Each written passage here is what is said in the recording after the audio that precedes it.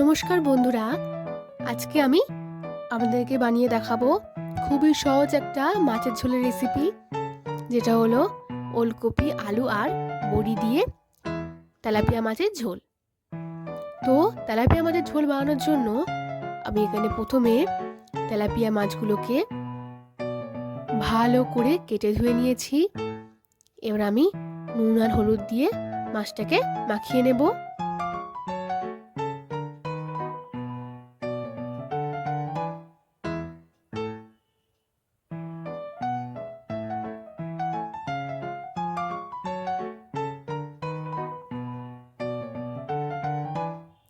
আমার এখানে মাছে নুন হলুদ মাখানো হয়ে গিয়েছে। এদিকে আমি ওলকপি আর আলুটাকেও ভালো করে কেটে ধুয়ে নিয়েছি। এদিকে আমি বড়ি নিয়ে নিয়েছি। আমি এখানে সাদা বড়ি নিয়েছি, বিউলি ডালের বড়ি। এবার এখানে আমি কড়াইতে বেশ খানিকটা পরিমাণ সর্ষের তেল দিয়ে দিলাম। ভালো করে তেলটাকে গরম করে নেব।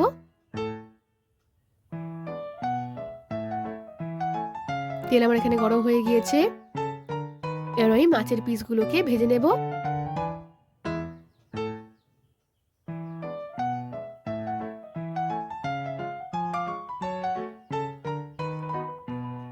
মাছটা ভাজা হয়ে গিয়েছে, তুলে নিচ্ছি। বাকি পিসগুলোকেও আমি ভেজে নেব।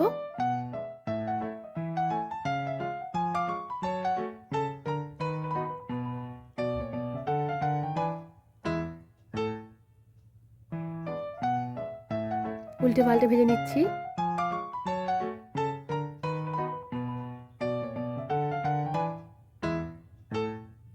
তুলে নেব, ভাজা হয়ে গিয়েছে।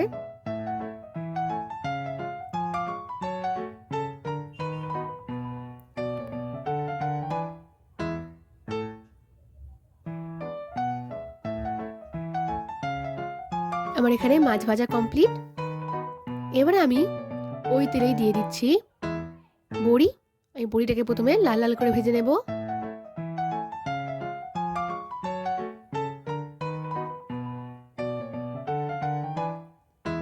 আমার এখানে বড়িটা ভাজা হয়ে গিয়েছে, বড়িটা তুলে নিয়েছি। এবার আমি দিয়ে দিচ্ছি ওই তেলে পাঁচ ফোড়ন। ভালো করে তেলটাকে গরম করে নেব। দিয়ে দিচ্ছি কেটে রাখা আলু। প্রথমে আলুটাকে আমি ভালো করে ভেজে নেব।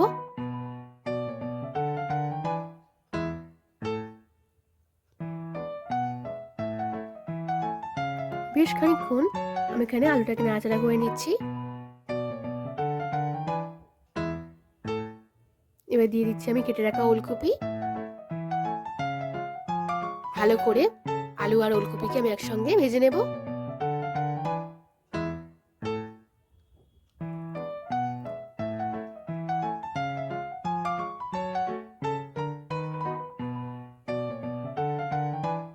এবার আমি দিয়ে দিচ্ছি 4টে কাঁচা লঙ্কা, আমি মাঝখান থেকে কেটে নিয়েছি। ভালো করে ভেজে নেব।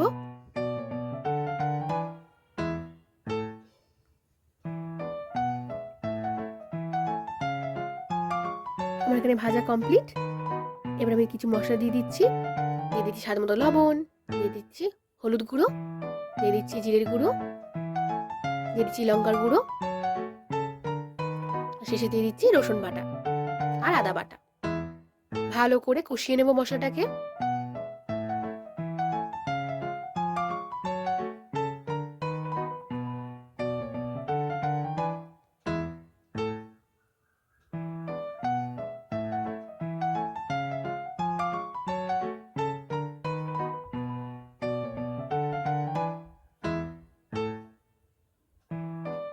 আমার এখানে মশলা কষানো হয়ে গিয়েছে।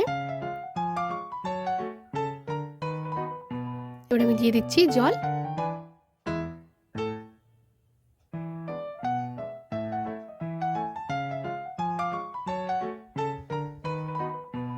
জলটা দিয়ে হালকা নাড়াচাড়া করে নেব।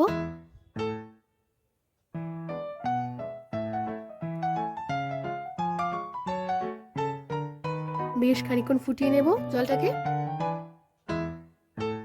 দিয়ে দেব বড়ি, আরো খানিকক্ষণ ফুটিয়ে নেব।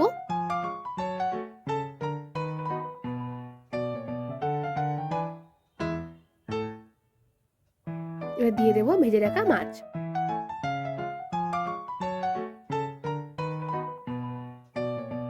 হালকা নাড়াচাড়া করে নেব।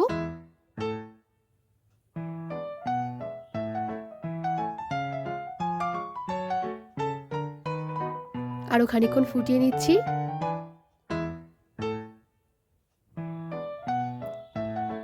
ব্যাস, আমাদের আজকের খুবই সুস্বাদু ঝোল রেডি। এবার আমি একটা জায়গায় ঢেলে নেব।